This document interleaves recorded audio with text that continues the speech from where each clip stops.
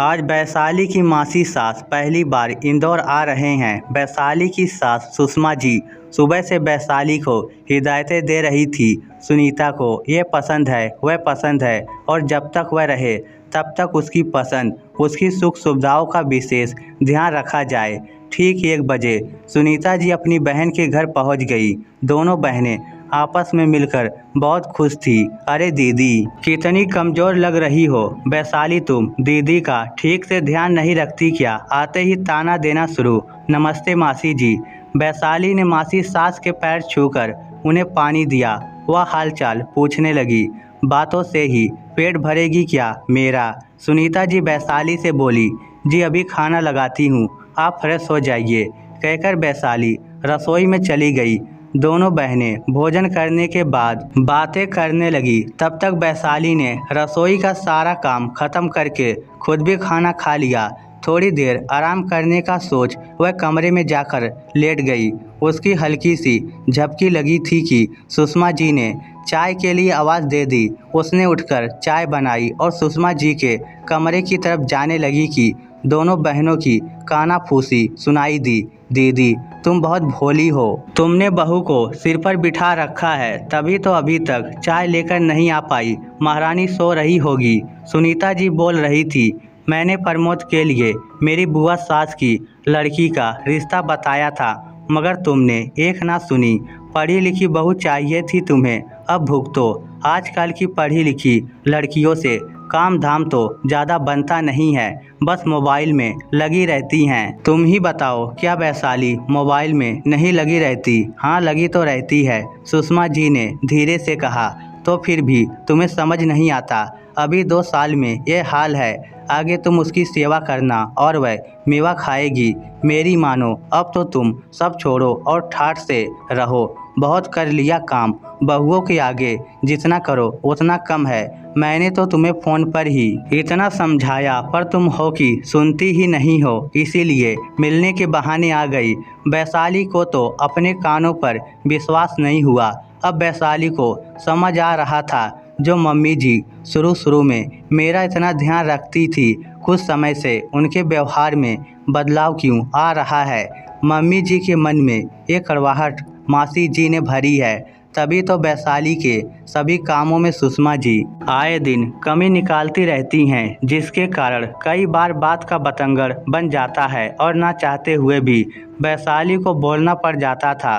वैशाली अपनी सास का सम्मान करती थी, मगर बचपन से ही गलत को सहन न करने वाली वैशाली को कई बार सबके सामने अपमान का घूंट पीना पड़ता था, जो उसे बहुत बुरा लगता था। मगर बड़े हैं, कौन बहस करे, सोचकर चुप रह जाती थी। उसका मानना था कि किसी को यह हक नहीं कि वह दूसरे के लिए गलत बोले या उसके स्वाभिमान को ठेस पहुंचाए। मगर सास से कुछ बोलना अपने पैर पर कुल्हाड़ी मारने जैसा था। सुषमा जी पहले तो ऐसे ना थे, पर आए दिन फ़ोन पर सुनीता जी द्वारा उनके कान भरने के कारण वैशाली के घर का माहौल बिगड़ने लगा था। और अब तो 8 दिन रुकेंगे, जाने क्या क्या सिखा जाएंगे।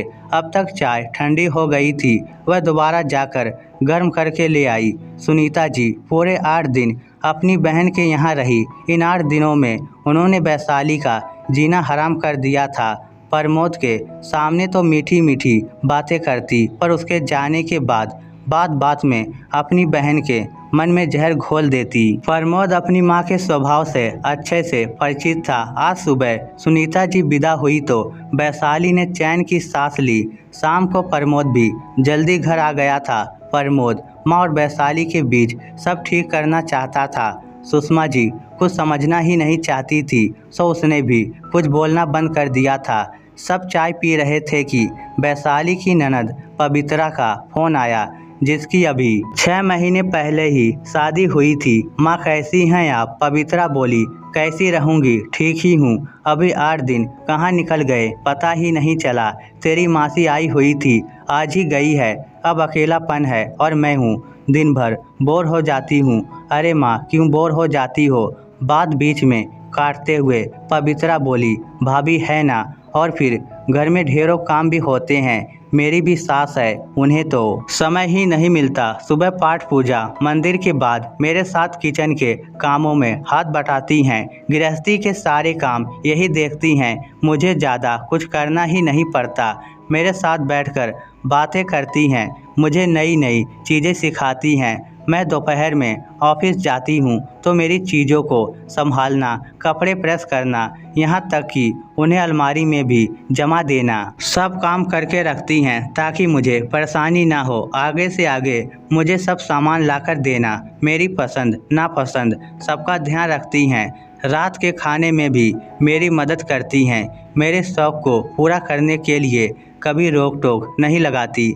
अपनी माँ और बहन की बातों को प्रमोद बड़े ध्यान से सुन रहा था क्योंकि फ़ोन स्पीकर पर था।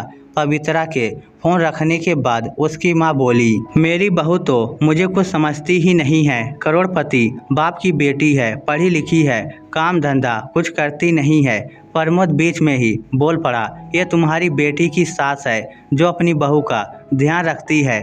अभी सुना सब, और क्या मैं तुम्हें नहीं देख रहा हूँ तुम कितना अपनी बहू का साथ देती हो। अगर वैशाली अपने मन का कुछ भी करे तो तुम्हें खटकता है, वह बीमार हो जाए तो तुम्हें कोई मतलब नहीं, चाय पानी तक नहीं पूछती। और तुम जो ये कहती हो ना कि वह कोई काम धंधा नहीं करती, दिन रात मोबाइल में लगी रहती है, वह अपना ऑनलाइन काम करती है, हमेशा तुम्हारी फरमाइशें और आदेशों को पूरा करती है। कभी तुमने उसकी पसंद का ध्यान रखा, कभी पास बिठाकर कोई समझाइश दी, हमेशा मीन मेघ निकालती हो।